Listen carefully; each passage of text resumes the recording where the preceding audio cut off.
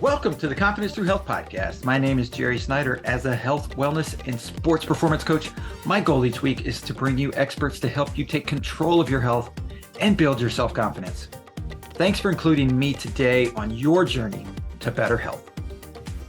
I'd like to thank our sponsor for this episode, All In Health and Wellness.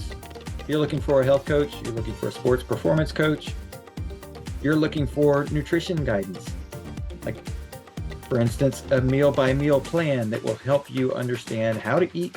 It will teach you how to eat, and it will give your body, your cells, the proper nutrition to feel great and be able to perform at your best, not just physically, but also emotionally and mentally. If you're looking for those things, you're looking for the key to improve your sports performance, both from a nutrition standpoint and an exercise physical standpoint and a mental standpoint as you approach your athletic event. All In Health and Wellness is able to help in these areas. Go to allinhealthandwellness.com and you'll find the contact information for how to get in touch with them and get started on the plan that will improve your life. Well, Dr. Hall, I want to thank you for being a guest on the Confidence Through Health podcast. Thank you so much for inviting me.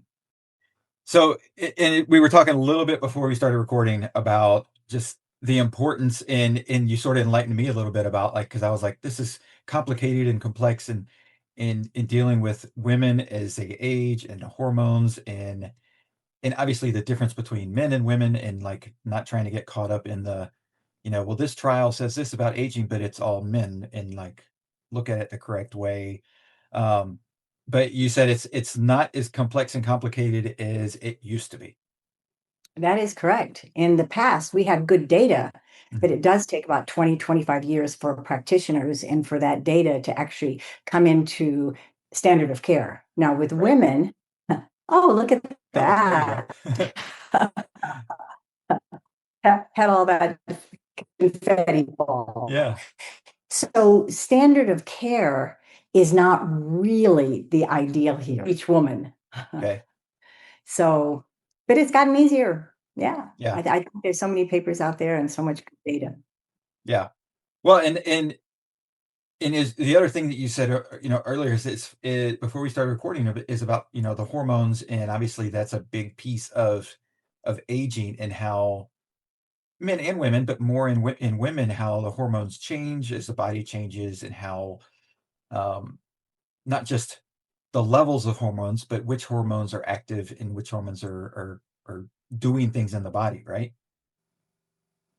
So if in terms of wanting to get rapid results of basically optimizing a lot of the biomarkers of aging, there's nothing like hormones. But then it's also loving relationships, connection to self, connection to source, physical activity. Right. I just finished a killer class like 2 minutes before I'm on this film with you, this session with you. So, smart exercise, good sleep, the diet, right.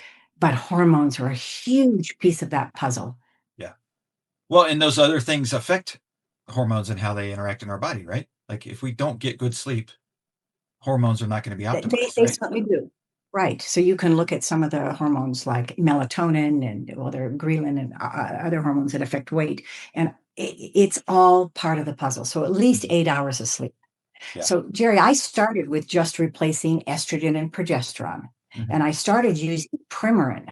Now, Premarin is that dates me, by the way. I graduated from my residency in psychology in obstetrics in 1983. So I was taught Premarin and Provera, that's the pregnant horse's urine. And I was just told, just make sure that they're in menopause and give them the hormones and then see them in a year. Right. So I came out of my residency at USC and I was doing that, and patients were dying. They were so upset. And so then it's just, I was going back and forth to France and to Europe. And I started bringing bioidentical hormones back from France. And women were going, now we're talking. Yeah. I feel happy. I feel more vital. I have a good sex drive. I'm building my muscle mass back. And it's like, oh my God, I thought I knew stuff. I knew nothing. I really was at a very basic level in terms of menopause. And it just opened up the doors to then start prescribing testosterone for women, which is critical for our bones and our muscle Right. mass and our directionality of the brain and sexuality. And then I started looking, oh my God, it's the adrenal stress hormones. Mm, My patients are so stressed and their adrenals are low. And oh my God, of course it's the thyroid. So you right. put all of that together, Jer, and it becomes cellular level. Yeah. So the hormones tell the cells what to do, and the cells Right. become a little crazy. It's like you need the software on your computer or it's not Right. going to work. So Yep. it's very much like that. So and and it's not like, if you do these things, you're going to prevent menopause, like, because that's a normal part of a female's life as you age, right? It's how do you maximize aging well? Is that like, does that make That's sense? exactly right, Jared. That's exactly right. So when you look at what is natural aging, you look in the animal kingdom, mammals, well, they get to a certain age and they die very rapidly. Right. So we are no different than that. Mother Yeah. Nature does, she wants to preserve the race, the sapiens, Yeah. and not have us become extinct. Right. So we age very rapidly. Heart disease catches up to men's right at menopause. Sugar levels shoot up, our brain starts to, become foggy. Women are Mhm. always foggy. They're afraid they have dementia because of Yeah. being in menopause. And Yeah. and then we die. So I consider menopause as well as a regenerative process if we handle it correctly when we go into it. Also a death process Yeah. because when you increase sugar levels, LDL cholesterols, and then LDL is made up of the ApoB and the LP little a. Those are the real Right. killers. All of those go up in menopause, and then up goes stress. Menopause is a 24/7 stress to the body. Right. You add stress, and then you add the inflammation. Oh my God, those are the killers. Yep. Those are the root core causes that are just going to cause rapid disease formation. And Right. indeed, we know that over the age of about 65, we don't have that same regenerative ability in the body. Yeah. Um, so yeah, we really don't want to age naturally, frankly. We Right. don't want that process to happen. So my goal is take women out of menopause Mm. or to a point where all their biomarkers are back to youthful levels. Mm. I look really at the levels that the labs tell us are correct Mhm. because how many sick people are involved in those, Yeah. quick, they don't ask how are you Yeah. feeling? Right. Do you have muscle mass, anything like Right. that? And you say, yeah, okay, get rid of the top 10%, get rid of the. So I use Yeah. youthful levels, which a lot of doctors of functional medicine, practitioners do. Yeah. And, really want to optimize, like you said, Mhm. I mean, this is exactly right. Optimize the last years of our life, this Right. last decade, rather than it being a decline into kind of oblivion and a lack of self Yeah. and a lack of being able to serve and to give back to our communities. And what Right. happens is sort of a slow. How you handle menopause will determine the next 40 years of your life, Right. and that is very, very critical. Women go into menopause now, 44 to 48, 49. That's kind of a very Wow. typical age. Yeah, Wow. 10 years younger than when I started this thing. 10 years younger. Wow. So is there something that's driving that? Sure. Processed foods, sugar, increased stress, lack of sleep, Oh man, alcohol. I knew it. I knew it. I mean, I You didn't knew know that, it. but I Oh knew my it. God. Like, because it's just one of those obvious things. The processed food's driving so much Mhm.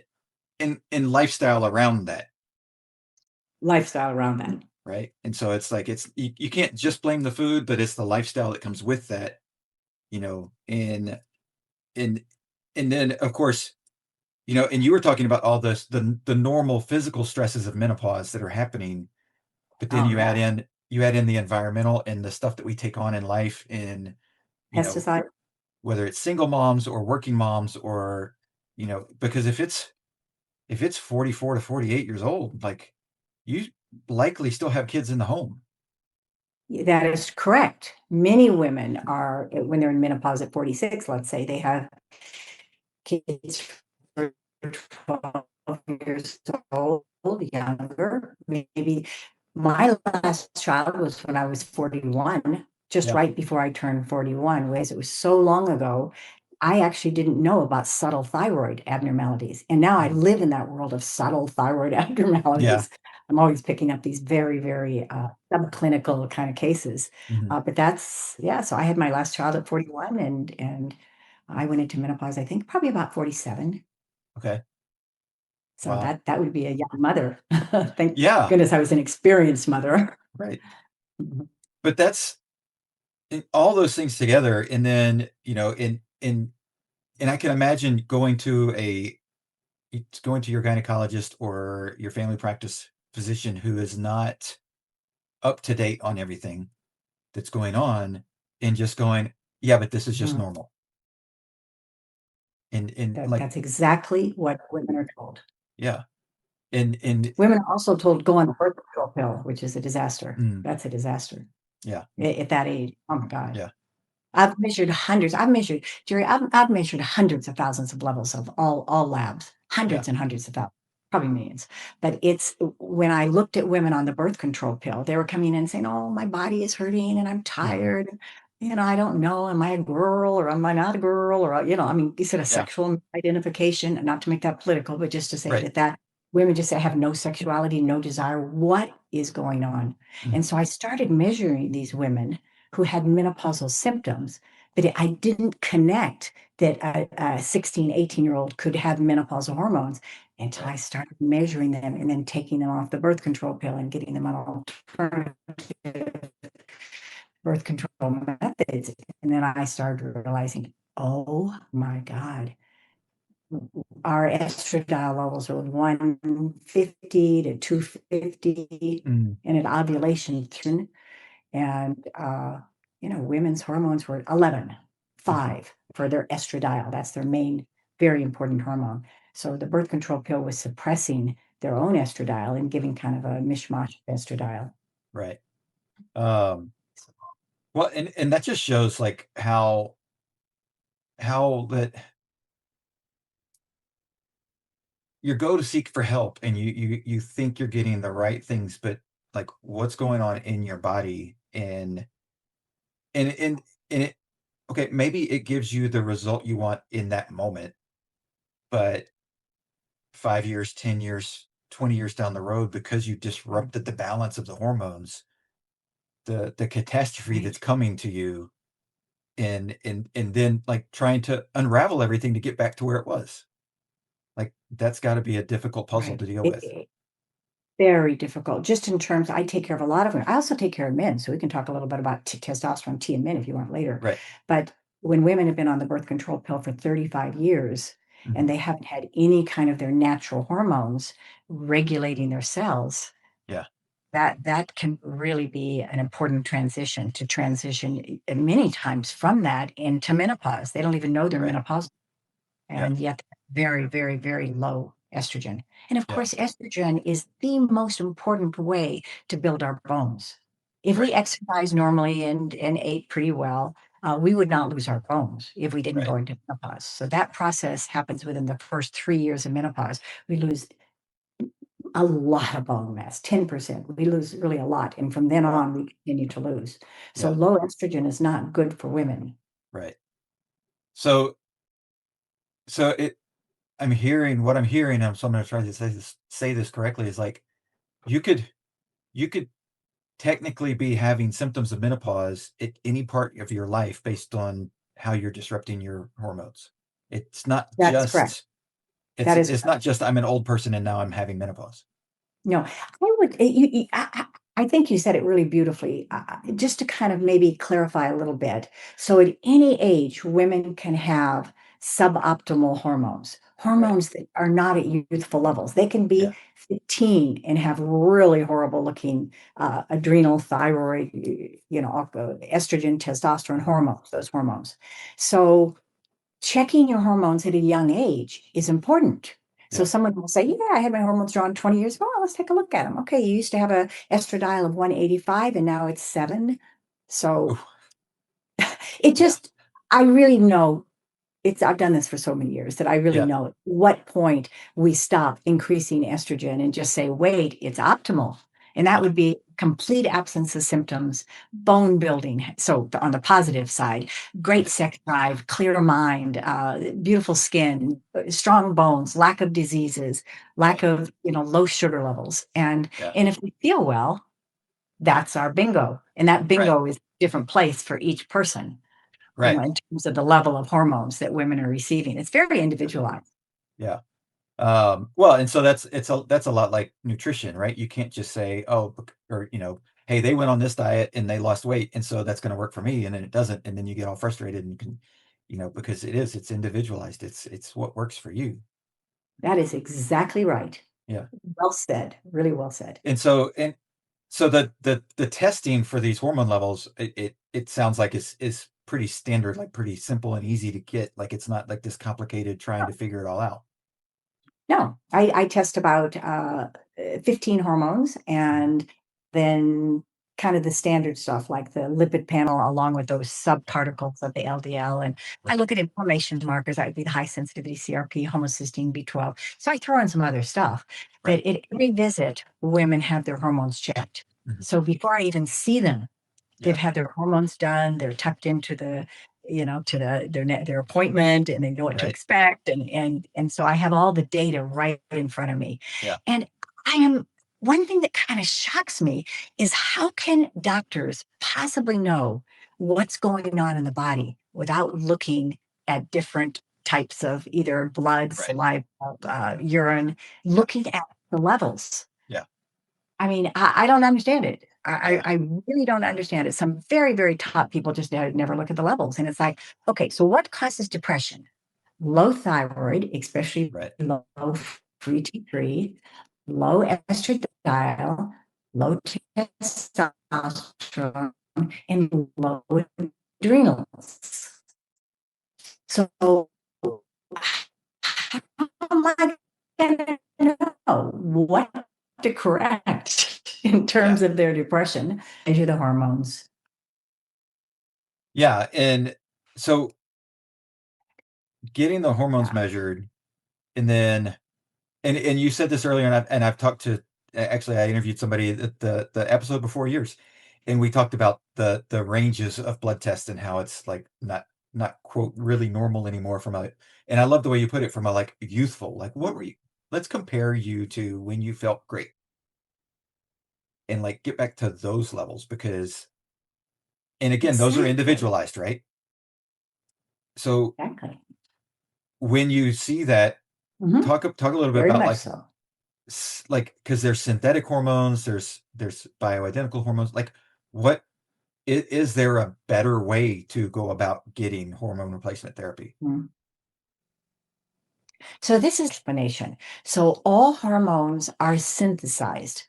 Okay. They're made in pharmaceutical companies.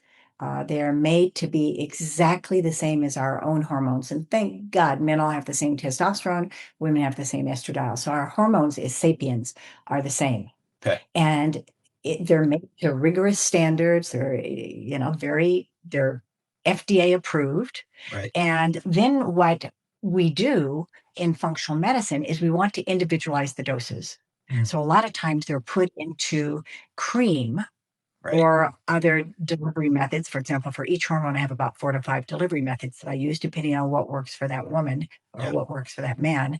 And then that becomes a non-FDA product, Gotcha. meaning that each bottle have to be approved by the FDA. Right. You couldn't just say, here's the recipe, and that you can't do that. Yeah. So, the bioidentical hormones have to be made in a good compounding Mm. pharmacy. And I found that compounding pharmacies are excellent. Mm. They're testing the things. For example, the hormones I make, I only use 4 ingredients. I use olive oil, the FDA approved hormones. Mhm. Then I add some cream of tartar, which has a fancy scientific name that whips it into a cream. And then I put the Right. tiniest bit of antimicrobial in. I have to do that by law. I Yeah. don't think we need it, but we add it. Right. So, lots of different formulations. And the idea is how well do they absorb? Mm. And that is highly Right. individualized. Right. Well, and that was going to be one of my next questions, is the absorption rate, Right. because Right. like it's the same thing with food and with vitamins or supplements. You can take all this supplement because you're trying to increase your levels of vitamins or minerals or whatever, but if you don't absorb it, it's you're not really doing a lot of good, Absolutely right? right. And Yeah. so is that something that needs to be monitored if you go in for hormone replacement therapy? Like you're Oh, yeah. monitoring, like, are you actually absorbing this? Because if you're not, there's another issue we got to look at.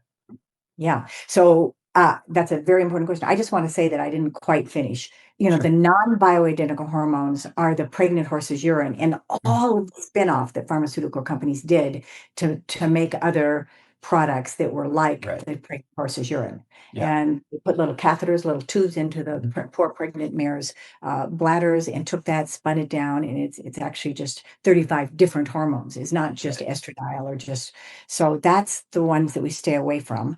Gotcha. Pharmaceutical companies actually make patches, which I use Hmm. also. I use everything. So the Yeah. patches can be very nice for super busy people. They're Right. bioidentical means it's exactly the same hormone that we're making. Gotcha. So that's just to finish that off. Yeah. And I'm thinking about your question now. Yeah. Your question was absorption. Yes. So when hormones are used transdermally, Hmm.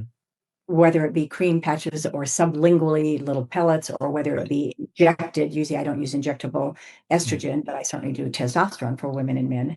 Yeah. Then we measure those levels about 4 hours after the morning Mm. dose is taken. So Okay. we'll be able to see very much where those hormones are. So Mm. with same with B12, folate. People are on B12 and folate. Let's see what Yeah. the levels are. Okay. Let's see. I mean, there are all kinds of things to check Yeah. in terms of seeing about absorption. But Yeah. if women consistently are in menopause and the hormones I'm giving them are not taking them out of menopause, then I change the delivery method. Right. And I say, okay, let's try this. What's Yeah. going on? Are you using it? Are you forgetting it? You're really Hmm. rubbing it in, correctly and Right. to the correct places. Yeah. And so you can pretty easily follow those peaks and troughs of hormones. And it's very important. So all Yeah. about, the gut being impaired now and gut Hmm. function, how important that is. So working on the gut, very important. Yep. So 4 hours, that's huge. Like that's quick. Like Oh I yeah, wasn't it expecting gets it in to right away. be that quick of noticeable. Yeah, it's Um, kind of peaking around then, depending. DHEA, which is an adrenal hormone, DHEAS, that'll peak around 8 hours. But then okay. I just extrapolate down. It's like, okay, Sure. here's your level at 4 hours. So where are we at 8 hours? Right. Oh yes, they go right in and we can measure them. And sometimes women will have these very low levels. It's like, I think that you've got to take that hormone the Right. morning of the blood draw. I did. Oh my God. So you can really tell if somebody's taking Yeah. it or somebody's not taking it. Right. And you mentioned B12 and I'm vegan and so like I take a B12 and I know there's starting to be a growing controversy over whether I need to or not, but I believe I do, and so I Yeah, do. measure your levels. I think you sure. And but I've taken the sublingual and I find myself at times like just throw it in, chew it, boom, done. And then I was like, I heard somebody say if you're not actually getting it and doing it and letting it go sublingual, that if you're just swallowing it, the stomach acid's tearing it up before it actually gets absorbed. And I was like, oh my gosh. Like, What were and your so levels like, like? and so I heard that and I was like, whoa, okay, wait a minute. Now I got to focus on making sure that I do it correctly. If that's the delivery method, I've got to make sure I'm doing it correctly and not just, you know,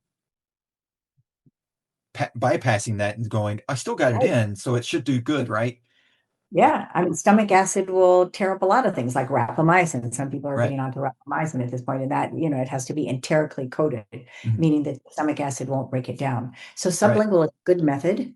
Yeah. Um, a lot of people will absorb it just taking it orally, and they have Mhm. great levels, 1,000, Right. 900. Yeah. So, yeah, but sublingual is a good method for a lot of delivery.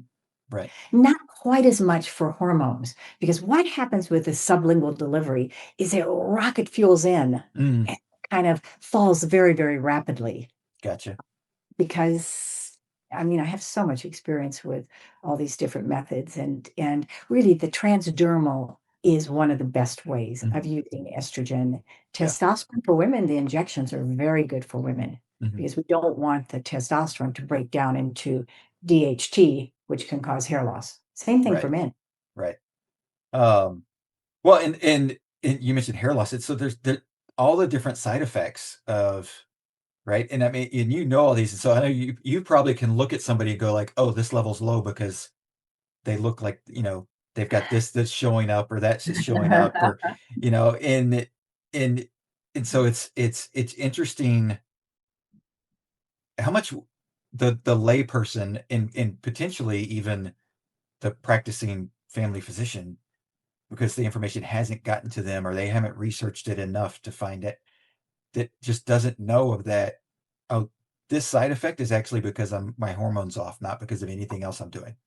Absolutely. I mean, I'm always saying, kind of as a joke, is somebody Prozac deficient? Is that why they're depressed? Yeah. I mean, is it, Hmm. yeah, we're Prozac deficient. So you want to Right. always try and find what is the root cause Mhm. of that illness or that symptom. Yeah. And going back to what you said about looking at people, thyroid, there's some good things that our listeners can notice, Mm. or they can look at themselves. So, dry skin, is your Mm. skin flaky?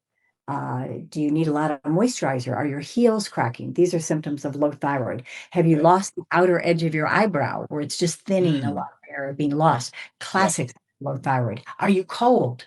Hands, feet. Are you Hmm. always, the cold one in the group? Right. Um, is your brain foggy? Are you depressed? Are you feeling down? What about tinting of the skin on the hands? Is it Mm. going right down or is it staying tinted? So Right. these are things that we can look at and evaluate for ourselves to Yeah. see if our thyroid is low. And one way to help boost the thyroid naturally is 3 to 4 Brazil nuts a day, which has Hmm. 200 micrograms of selenium, and some iodine drops. I like Crow's Lugol's. I make Okay. some iodine capsules, but Crow's Lugol's online, 2, 3 drops, drink it down because Yeah. we're iodine deficient as a nation. Yeah. And iodine, in order to make thyroid, you need 4 iodine molecules for each thyroid molecule you make. Mhm. So that's a quick way of saying, am I hypothyroid? Is my thyroid low? Oh, is that why I'm so tired? And I'm Right. also sleeping more. And for women, heavy periods, when their periods were, maybe 4 days, and sometimes Mhm. like 6 days of massively, think thyroid, think low thyroid. Interesting. Okay. Um, and stress is a big piece of affecting our thyroid hormones, right? Like the stress that we go through, and so it could be a short term situational thing, right? But it also could be a long term thing that you got to be like, wait a minute, I've got to really address this, or the next 5 years are going to be rough. Right. Yeah. Stress affects every cell in our body. Yeah. And, uh, you know, you look at every disease, it's associated with it. All the cancers, Mm. dementia, huge in that. Yeah. Anything. You Yeah. want to raise your sugar levels, your hemoglobin A1C and your Hmm. sugar levels. Well, get really stressed Yeah. and your LDL cholesterol will go up too. So Right. we can breathe and we can listen to meditations and guided meditations, and we can do um, exercise that's not too stressful to the Mhm. body, or work up to, really a Right. good level of exercise so we don't feel like we're dying for 2 months when we're getting Yeah. fit again. Right. Um, and so well, to jump back to the hormone replacement therapy thing, so if somebody if that's identified, you need, these hormones, which I would assume is most people are deficient in something or unbalanced, I should say, in something, right? Um, and how long does the body does the body come back and go like, Yeah, oh, okay, let's start yeah. reproducing this, or is it like, oh, I need to be taking this hormone for the rest of my life at some level? So the rest of one's life could be a very long time. Right. And it kind of depends on what our goals are for aging. I've been on hormone therapy for 25 years, and Mhm. there's no way I'm going to stop. My mother had Right. Alzheimer's disease, and it is such an important estrogen just targets the brain against all these neurodegenerative diseases. So I will not be coming off of it. Right. But not everybody has risk factors, and not everybody, wants to age in the same way. So I actually Mhm. start my conversation by saying, "What are your goals? What are your Mhm. beliefs about your health? What would you like to accomplish? If we could get rid of 3 or 4 just big things, and we're gonna get Mhm. rid of them all between you and Right. me, but, Right. what would those be? Because I want that woman to be served by the therapy I'm giving her. I don't wanna dictate her to something to her and Yeah. say, "Yeah, you have to be on hormones." Never. I would never do that. There's an invitation to a greater, more radiant, present, Mhm. expansive, beautiful life when Yeah. you're on hormones. But you look at some of the deeply spiritual people, and their skin is all wrinkled and they're all old, but oh my God, the energy and the beauty. Yogananda needed testosterone, Yeah. you know? So lifestyles are very different and goals are different, and how we view our sexuality is very different. Yeah.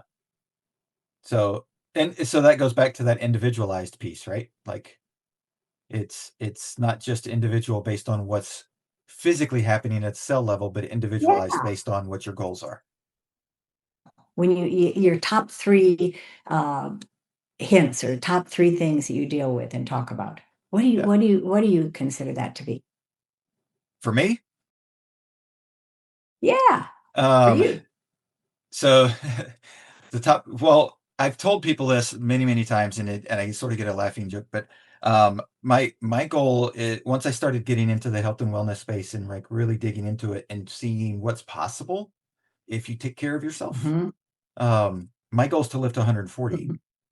And so everything I Huh, do is around how does this affect my body, right? And exactly, does this help me in really almost in a way of like, does it help me age backwards or not? Because exactly. like that's and so it goes to your youthful. Like you know, I'm trying to still be youthful, and so a lot of people when I meet them for the first time or have a conversation or and they're just like, oh, well, it must be easy for you because you're still, X age. And they'll usually throw out like 35 or 38. And I'm like, no, no, no, I'm 51. And they're just like, you don't look it at all. You don't act like it. Like your body moves like, not acting Yeah, emotionally but like you're physical and all this. Um, and I'm like, yeah, because I have plans to live a long time. And so everything goes through those parameters and that yes, paradigm. yeah, I think it's good to have a goal. Living well, not to necessarily have I would say, the intention of aging Hmm. beautifully, just, Yep. fine wine, Hmm. the perfect orchestra piece, Yep. avoiding chronic diseases as we age, Yeah. and not being separated from the life that we have loved, really having Right. that, Yep. continue on with us. Yeah, you look great, Yep. Jerry. Thanks. Are you on Uh, any so one of the things that because and as an athlete, I still compete in running events and stuff. And so people that don't understand that world when they hear that I'm still doing that and they're, like, oh, have you set your world records? And I'm like, oh, I'm so far away from that. Like I'm still competing, I'm still doing it. But I joke that like I'm just gonna outlive everybody and be able to set an age group world record for like the fastest person at 105 years old. And so I it's don't think there's any runners at 100 still. Are yeah. there? 90, Oh, 90, there's a few. But 100? Oh, they're not very many. Yeah. But that's the other piece of it. It's not just living really long, but it's living and being youthful and being able to do the things that you want to do. And, because I don't think anybody would say, I want to live old because there's joy in being in a nursing home tied to a bed for, no, 3 years waiting to die. no, Like no, no, that's not what anybody that is wants. not a goal. Yeah. Yeah, that is, yeah, I think that, so what you're saying is absolutely possible. I don't know about 140. I'm I not know it's a stretch. that, yeah. Well, you look at Moses, weren't they Yeah. living in the 300s, 400s? I don't know if they were counting time in a different way or if really they had Right. that God particle in them. But longevity, Walter Longo has studied, the most aged populations around the Mhm. world. He's the big USC longevity specialist. And Yeah. there's some really old people out there who are doing quite well. Yep. And, diet is so important, the community that they're Hmm. supported by and the Yep. interactions they have. They're considered kind of these rare, treasures in the Yep. society rather Yep. than discarded and sent away. Yeah. Exactly. And that's what we all should be striving for, right? Is that youthful experience, however long it lasts, however long our time on earth is, like finding a way to not be just dealing with chronic diseases, dealing with issues, dealing with problems, especially if they're hormone related, because it as told us, it seems like it's a pretty simple fix. If you find out what's wrong, it's a pretty simple fix to get it Dramatic addressed. and simple. Yeah. Dramatic. It just women come weeping to me. They're so depressed and they Mhm. gain 50 pounds and they just are so upset. And that is fixable. Yeah. There's some really difficult patients who have massive kinds of chronic diseases. They have Epstein-Barr and chronic fatigue, and they have Lyme disease, and they also have on top of that autoimmune diseases. Mhm. Well, they didn't start their hormones early enough, probably, but Right. at the same times, or maybe optimize them early enough. But, so some of those things, we know that we're not going to get a you, Jerry, out on the Right. track and, kicking your heels. Right. But there's still dramatic differences Mhm. in terms of they stop weeping. They have things that they're doing. I mean, they're going Right. to climb this mountain, in Right. Africa, or they're going Yeah. to write this book or start a school or volunteer at orphanages and really become important in terms of giving back. Which, Yeah. I mean, if we want to be happy, we want to give back, right? Exactly. Exactly. Well, and that's one of the things I tell people all the time is that it's taking care of yourself so that you can lift others up. Because Oh, if you're always worried about or stressed about, like, this isn't fit right, this isn't work right, this isn't, I've got to, like you said, I'm depressed or I'm working yeah, through this, I'm always fixing me, then we can't help anybody else, you know? yeah. That's so well said. It's a little narcissistic. It's a little self-centered. Sure. So, there's a fine line between saying, look, I want optimal health. Right. And then, this obsession that I actually don't take care of people who are obsessed by that. I don't think Mhm. most grounded people are. Yeah. But then you look at Sadhguru. Sadhguru is a big alive guru, and he'll Yep. say, I am not the body. I am not even the mind. So that Mhm. is another reality, that Yeah. connection to source. I am not this body. Right. So it's just so interesting the way we look at life and Mhm. what our connections and beliefs are about Yeah. things.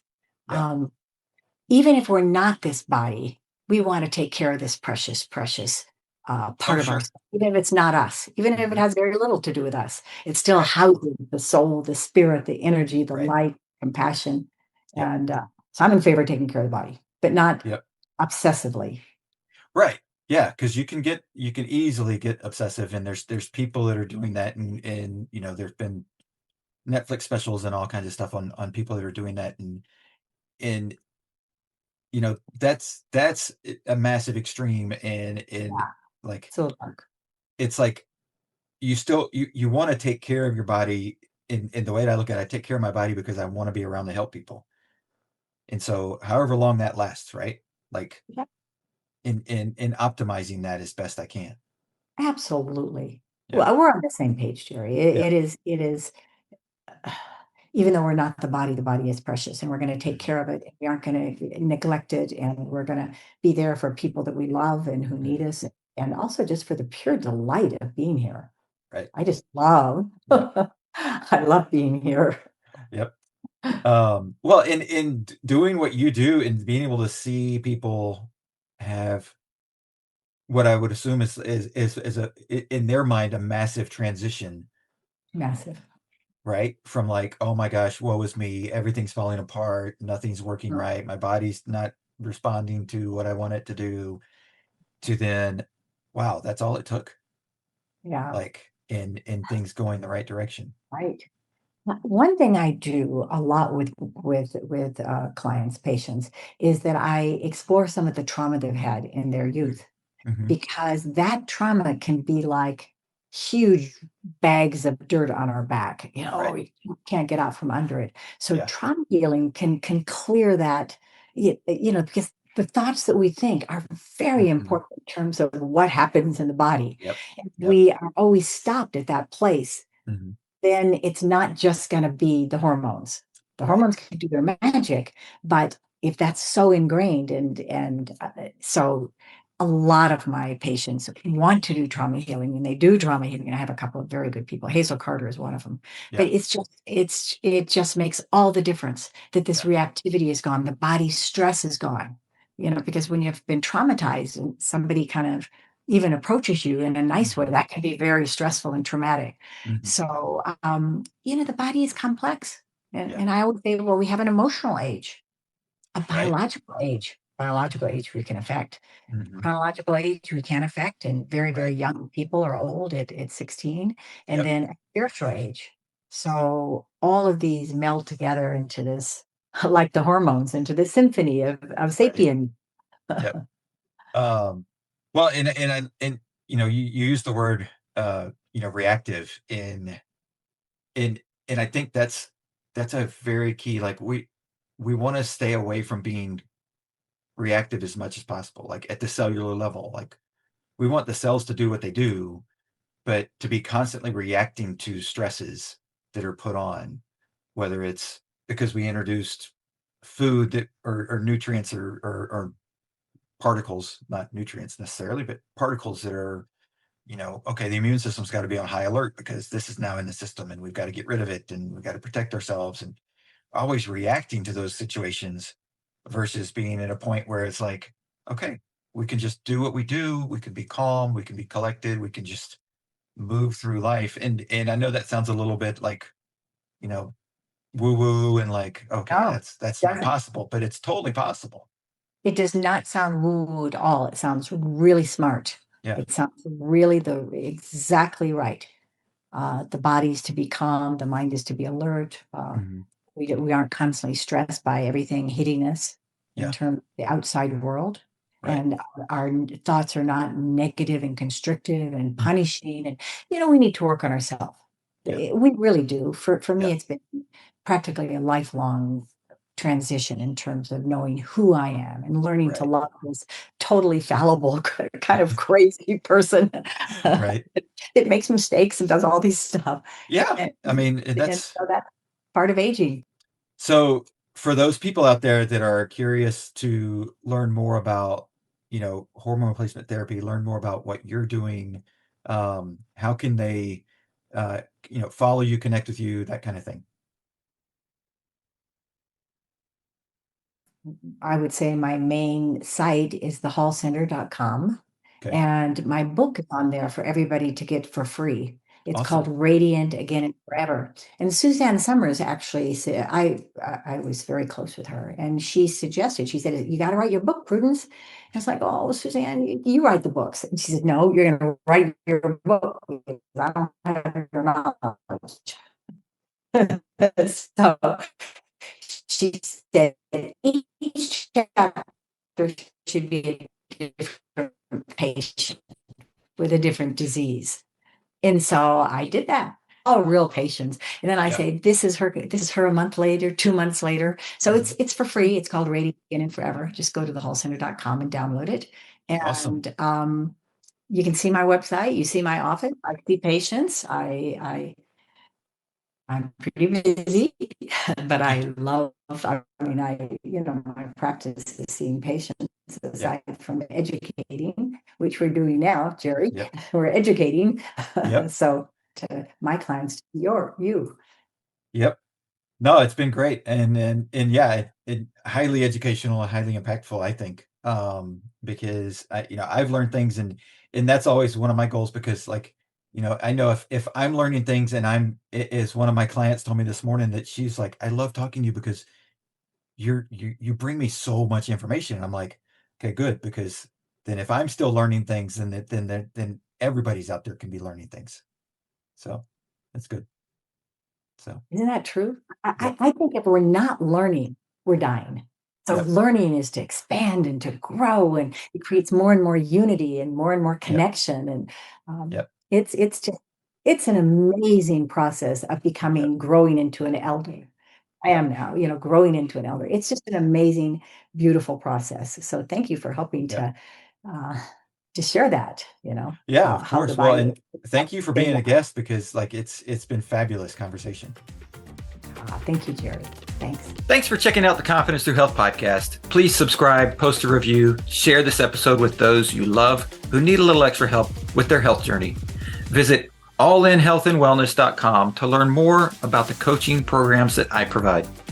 All episodes are produced by the Social Media Cowboys, your source for all online marketing needs. Go to socialmediacowboys.com for more information.